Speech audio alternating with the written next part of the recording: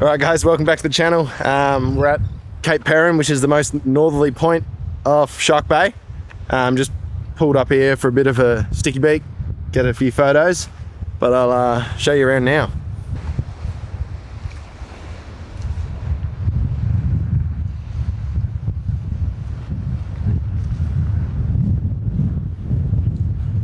There's a 1.5k track that goes from Cape Perrin to Skipjack Point. We're probably not going to walk it. It's pretty toasty at the moment, but we're on the trail now. We're just going to have a bit of a look around and then probably head back to the car and we'll drive around to Skipjack Point. Pretty cool little trail. Goes all the way to Skipjack Point, which you can see just there. There's a bit of a lookout, so we'll probably head that way in the car now and have a look at it from the lookout.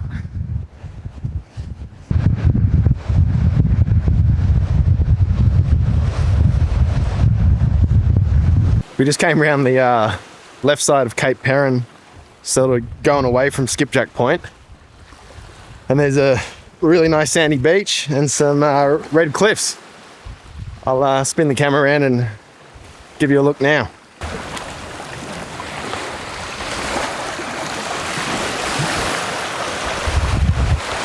Pretty nice, and it's a bit more sheltered from the wind around here too, so nice little sheltered bay to have a dip in.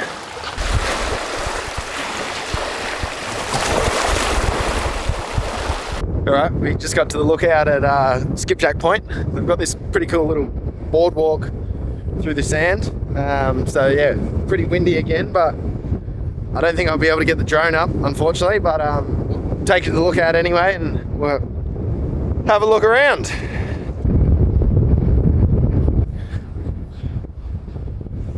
Pretty flash view, but God, it's windy.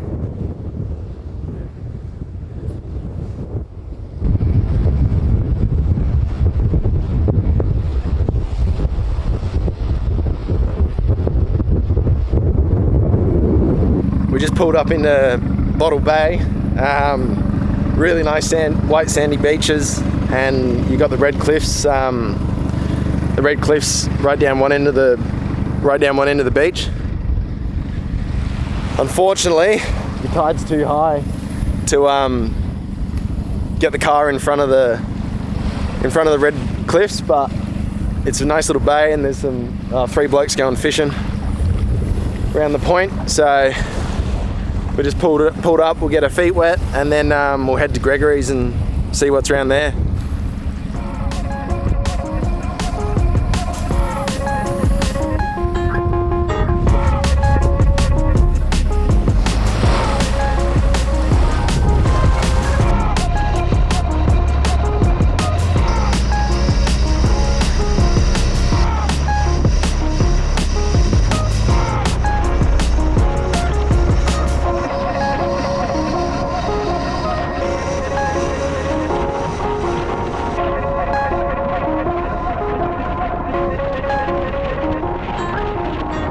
Alright, we just pulled up into Gregory's. There's a day use area and then there's a campsite. The campsites are actually back from the beach. There's maybe 6 campsites, area A and area B. It looks like there's quite a few people here that are pretty well set up. They got gazebos out there, and one guy's jacked his canopy off and got that hard mounted, and I think he's taking the boat out. There's, I think, 3 boats out there at the moment. Apparently you can catch pink snapper here, so pretty good eating fish. But I'll give you a look around the bay, but I think we're going to keep moving and head towards Big Lagoon. Go for a snorkel this afternoon and get parked up. We might. Oh, there's dolphins. Oh yeah, I see it. Yeah, we might head back to Bottle Bay for lunch, but yeah, we'll see how we feel.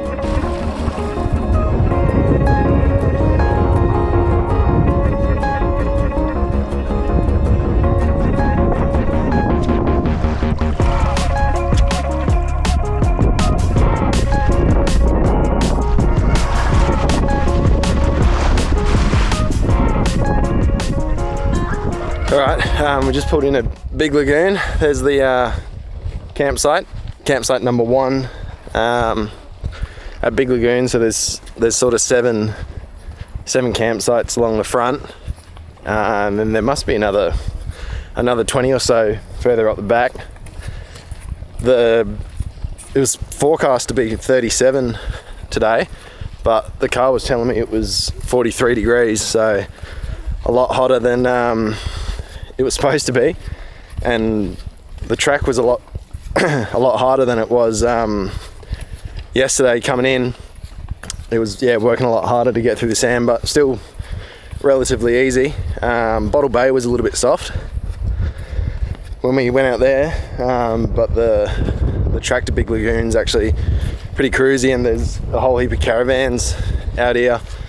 I'd say it's because it's the first track or the first campsite when you head out to Shark Bay. Everyone's coming here with the caravans, and they probably can't make it all the way to some of the other campsites, so they're parking up here. But we're just walking into the fishing side of the Big Lagoon, because I think the other side's actually a fish sanctuary. Hopefully the wind drops off a little bit more, because it's pretty windy at the moment. But we'll have a quick flick, hopefully catch a whiting or a flathead, and that'll be it. Fishing was super unsuccessful. It's blowing probably 45 k's an hour, and southeasterly, so we could barely cast out of the lagoon, and choppy as. So we've come back to the car, and we'll probably have a pretty quiet afternoon. I might the wind's supposed to die off a little bit closer to 5 o'clock this RV, so might have another crack at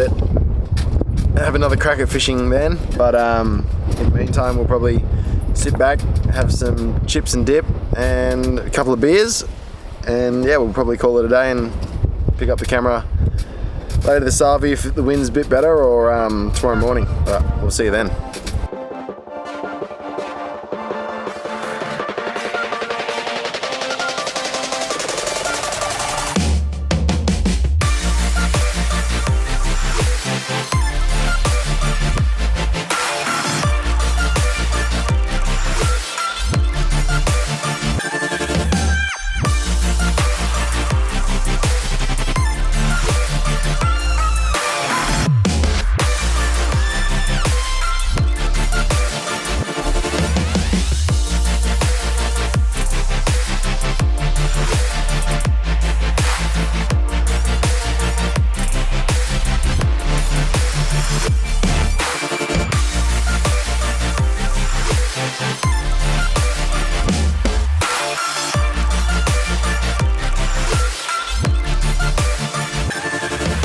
So day 5 now.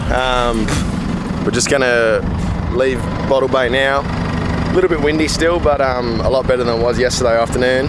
We've had coffee and breakfast. We're just gonna head into Carnarvon, top up on supplies, and then we're gonna head towards Quobba. Never been to Quobba, so pretty excited to see that, and haven't been to Shark Bay since I was a little kid, so I normally skip it when I'm driving up the WA coast, because it's only an hour out the way, just off the highway, but definitely recommend it. Bottle Bay was pretty nice. It's a little bit commercial, but you got a toilet, designated campsites. Definitely worth a visit, but you could probably spend a week out here and suss it all out, and you still wouldn't be able to see it all. So definitely recommend coming to Shark Bay if you haven't. It's pretty unique bit of coastline. Anyway, I'll pick up the camera when we're in Carnarvon. See you then. Alright, we made it at Quobba Station. We just had a quick chat to the host. She's super friendly. We got set up at camp. Unfortunately, you can't fish off the Quobba beach there. So we've just come about, maybe 4 or 5 k's down the road to a place called 2 Mile. And we're just gonna have a quick little flick off the beach before it gets too late. It's 4 o'clock now, so we might hang around here for 45 minutes to an hour, and then we'll get the fire started back at camp. And I think we're gonna have lamb chops for dinner with some roast veggies. So I'll give you a quick look around here, and have a quick flick, and then hopefully we've got some fish for dinner or fish for tomorrow.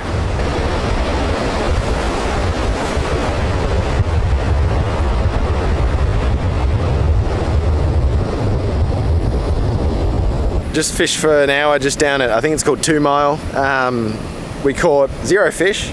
I lost 2 lures, and the missus got a nasty wind knot, and she spent about 10 minutes trying to undo that, and then we just said, nah, can it, cut the line, and we'll call it a day. So it's just coming up to 5:30 now. Bit of rain at the moment actually, sprinkling, and it's probably about, what's the temperature gauge? 34 degrees, so yeah, it's still pretty warm and nice little sprinkle. Anyone that knows me knows that I'm not the best fisherman at the best of times, so pretty good at catching whiting and flathead. Can't seem to catch anything else. We had a chat to the host or the station owner a bit earlier, and there's all these pictures of people catching 30 kilo mackies up on the wall, so unfortunately didn't catch any of them today, but tomorrow's a new day, we'll have a crack then. Got plenty of spare lures in the car, so we'll make sure we go through a few more of them before we call it quits. This is camp, parked up right on the beach. The surf's absolutely massive. There's some pretty nice waves out there. Don't have the surfboard, haven't surfed for a long time. Used to surf, was never very good, but spent a few months down in Yellingup and used to think I was semi-decent, could stand up and turn. That's about all you can hope for. Yeah, we'll get the fire going shortly. And since we didn't get any fish, we're going to have some lamb chops. We were going to drive from here all the way up to, we're staying at a place called 14 Mile, which is about, I think it's only maybe 150 Ks or 200 Ks from Quobba. If you take the coast track, which isn't too bad. Obviously it's a 4-wheel drive track, so we're going to go that way, a bit more scenic, a bit more interesting, follow the coast around and see a bit more during the day. But we had a chat to the host or the station owner, and she said no one's actually driven that track yet. She said she's got a 200 series with it's fairly high clearance. It's, I don't know, maybe got a 3-inch lift. It looks pretty jacked up. But she said she tried to drive it the other day, and it was just scraping the bottom of her car. So the old Colorado, although she's a very capable beast, I don't think we'll be going that way tomorrow. So probably in the morning we'll take the car down to a couple of other spots in the morning, go for a fish, and then we'll head back the other way towards the blowholes, and we'll get some photos at the blowholes. We'll go for a little snorkel. There's a place called the Aquarium just past the blowholes. Apparently really nice natural reef, and it's quite protected, so that'll be good. The host was saying that she was saying Turquoise Bay just got hammered during COVID with all the tourists.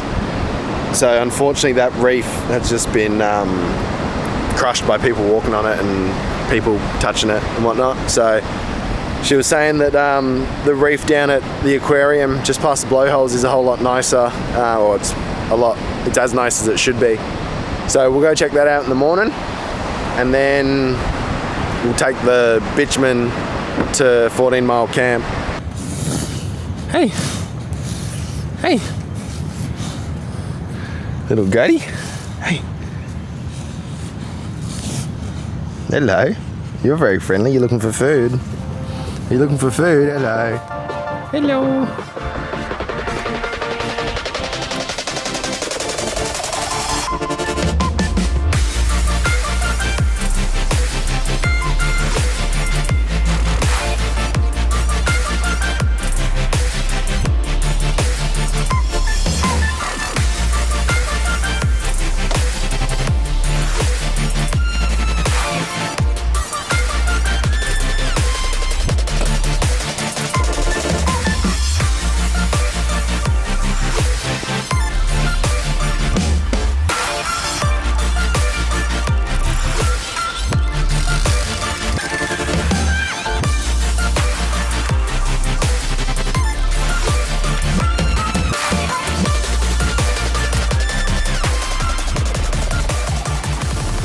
All right, I'm gonna get the fire going now, but I'll set up a bit of time lapse, hopefully get some good footage.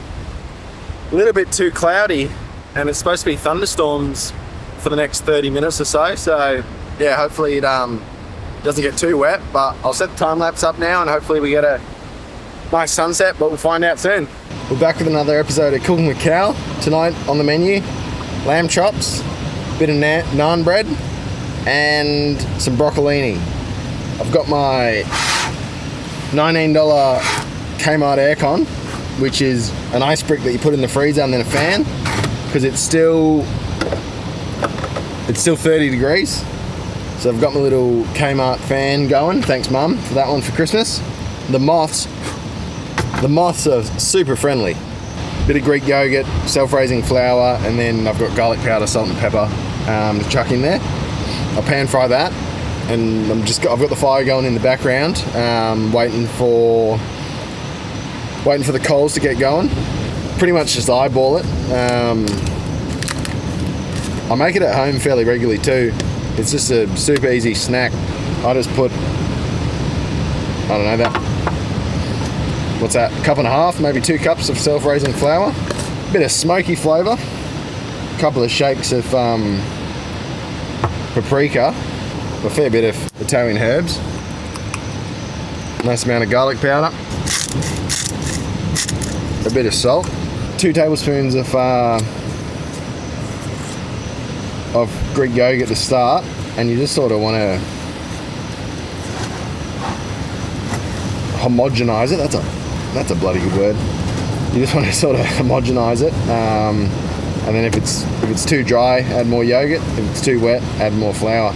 Floured the bench here a little bit, and what I'm going to do is just coat the naan bread in a bit of flour, and that'll stop it sticking to your hands. That's what you want to do, so you don't end up with hands like that. And you want to try and get it as thin as you can. But once you end up with a nice little naan bread, chuck that in the pan. Give that probably a couple minutes. It'll start to puff up once it's ready to be flipped. See if she's ready to flip. Perfect. Maybe a little bit crispy, but that's all right. Talking about the Jetboil heat control, and I've had it too hot. First naan bread came out all right. I'll get the second one finished off, and then we'll get onto the lamb and the broccolini. Pretty easy with actually lamb cutlets, lamb cutlets and broccolini. Just gonna chuck them on the Osbry, similar to how we did the chicken teriyaki, but I've got the fire going over there. It's not quite down to coals yet, but it's pretty close. Just going to chuck the cutlets on in the middle, and then chuck the broccolini around the edge so they get a little bit less heat. All right, I'm just going to chuck the chops and the broccolini on. Might still be a little bit too hot, but we'll see how that goes. We might end up with burnt broccolini, but hopefully not. Those have been on for maybe 10 minutes. Maybe 10 minutes. I've probably flipped them a dozen times or so, but they're looking pretty good. Just started rain, so I've got everything under cover at the moment, but pulled the Osbry out the fire. Got that over here. So I'm just going to pull the naan bread out of here. That's nice and toasty. A few chops and a little bit of broccolini. Looks good though. We'll tuck into this and probably call it a night, because it's getting pretty long in the tooth. It's 9 o'clock, so yeah, it's just about bedtime.